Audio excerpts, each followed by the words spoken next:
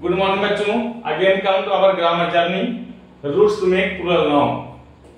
Previous class में हमने rule number 17 तक डिस्कशन किया था. Now we start from rule number 18. Some abbreviations are made plural by adding s if the abbreviation indicates a person. कुछ ऐसे abbreviation होते हैं जिससे पर्सन का बोध होता है, ह्यूमन का बोध होता है, उस एब्रिविएशन में एस लगाने से प्लूरल बन जाता है. फॉर एग्जांपल एमपी क्या होता है? Member of parliament. MP member parliament क्या कौन होंगे? कोई ना कोई ह्यूमन बीइंग होंगे. तो एमपी में एस लगाने से क्या बन जाता है? प्लूरल बन जाता है.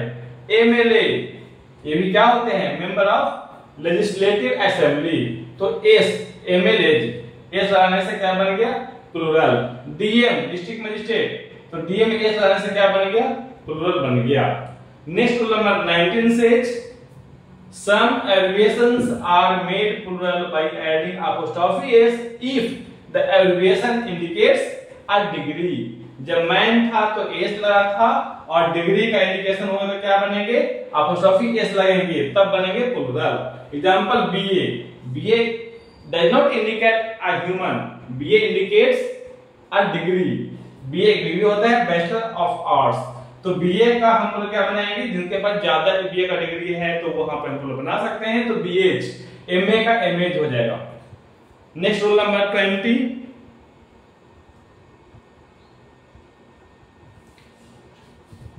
Rule number 20 says that some Latin words end with um.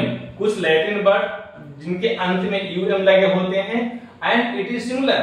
और जैसे आप देख लें कि um लगे होते हैं क्या होते हैं? सिंगुलर होते हैं. And then um is replaced by a to make this Latin word plural.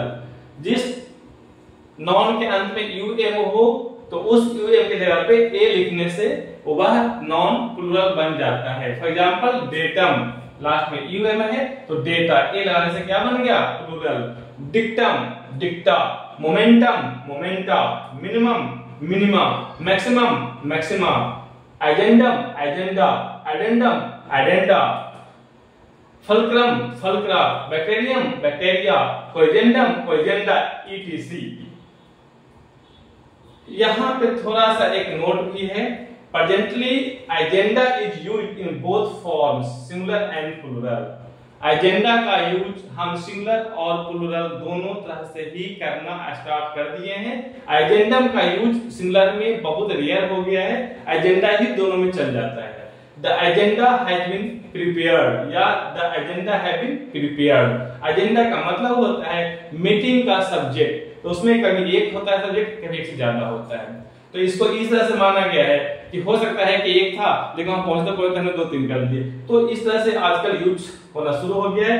ध्यान दीजिएगा बच्चों, ये सब जो मैं रूल्स बता रहा हूं ना, दीज आर मोस्ट इंपॉर्टेंट. ये दोबारा नहीं आने वाला. और इतना यदि आप सीख लेंगे ना तो इसके बाद कहीं ग्रामर में आपको प्लूरल नाउन में चाहे वो कॉम्पिटिटिव क्यों न रहे, कहीं किसी को कोई भी दिक्कत नहीं होगी. ये मेरा बिल्कुल आपको द लास्ट ग्रामर में बता रहा हूं. इसको बहुत ध्यान से देखिएगा और पढ़ने में मजा भी आएगा. सच कहिए तो इंग्लिश पढ़ना बहुत ही आसान है, मजा आता है. बहुत ही फनी सब्जेक्ट है ये, मजा आता है, बहुत मजा आता है.